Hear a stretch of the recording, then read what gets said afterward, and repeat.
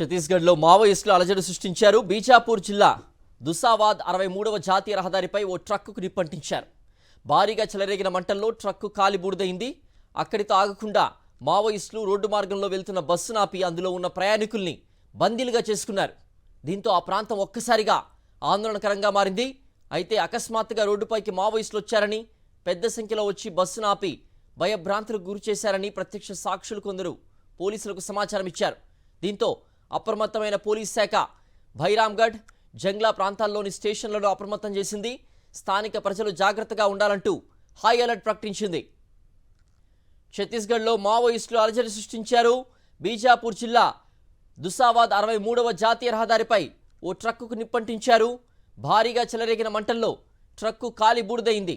అక్కడితో ఆగకుండా మావోయిస్టులు రోడ్డు మార్గంలో వెళ్తున్న బస్సును ఆపి అందులో ఉన్న ప్రయాణికుల్ని బందీలుగా చేసుకున్నారు.